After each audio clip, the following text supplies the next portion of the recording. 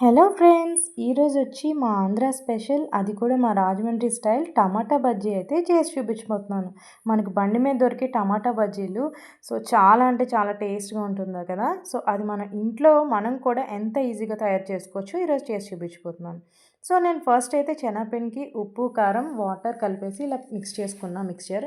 ఇప్పుడు అందులో హోల్ టమాటా ఏసేసి ఇలా రౌండ్‌గా చుట్టేసుకొని డీప్ ఫ్రై ఆయిల్‌లో ఇలా వేసేసి ఫ్రై చేస్తున్నానండి. డీప్ ఫ్రై చేస్తున్నాను. అలాగే ఒకదాని తర్వాత ఒకటి ఇలాగ రౌండ్ చుట్టుకోవాలనమాట ఈ మిక్స్చర్‌ని టమాటాకి. ఇలా బాల్స్‌లా వేసేసుకోవడం అండి. వేసేసుకొని 2 మినిట్స్ తర్వాత పక్కకు తిప్పేసుకోవాలి. ఇలాగ అన్నీ నేను ఒక అర కేజీ టమాటాలనైతే ఇలా చేసి పక్కన పెట్టుకున్నాను. చూసారు కదా! ఒక 10-12 టమాటాలైతే ఇలా వచ్చినియి.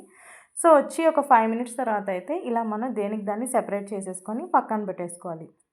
బజ్జీలని, టమాటాని సెపరేట్ చేసి పక్కన పెట్టుకోవాలి. ఇప్పుడు పక్కన పెట్టుకున్న టమాటా పీసెస్‌ని ఒక బౌల్‌లో వేసేసుకొని, మన టమాటా రసంకైతే ఎలా చేస్తామో అలానే సేమ్ హ్యాండ్‌తో ఇట్లాగా బ్లెండ్ చేయాలి.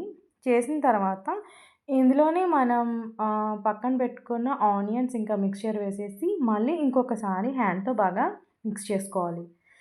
బాగా మిక్స్ చేయకూడదు. జస్ట్ ఈ కన్సిస్టెన్సీలో వచ్చిన తర్వాత అందులో ఉప్పు, కారం, మసాలా కూడా వేసేసి ఈ రెడీ చేసుకున్న ఈ మిక్స్చర్‌ని నేనిప్పుడు ఈ బజ్జీలో వేసేస్తున్నానండి. అంతే, చాలా సింపుల్. లాస్ట్‌లో ఇలా గార్నిష్‌కి మళ్ళీ మిక్స్చర్ వేసేసాను. చూసారు కదా ఎంత ఈజీగా అయిపోయిందో. బండి మీద చేసి మన టమాటా బజ్జీ ఇంత ఈజీగా చేసేసుకోవచ్చనమాట. మా హస్బెండ్ అయితే లెమన్ కూడా వేసుకుంటున్నారు. లెమన్ కాంబినేషన్ కూడా చాలా బాగుంటుంది లాస్ట్‌లో. నా బేబీ తింటుంది చూడండి. ఈవినింగ్ టైం స్నాక్స్‌కి చేస్తే చాలా బాగుంటుంది. ఫ్రెండ్స్, మీరు కూడా తప్పకుండా ఈ రెసిపీని అయితే ట్రై చేయండి.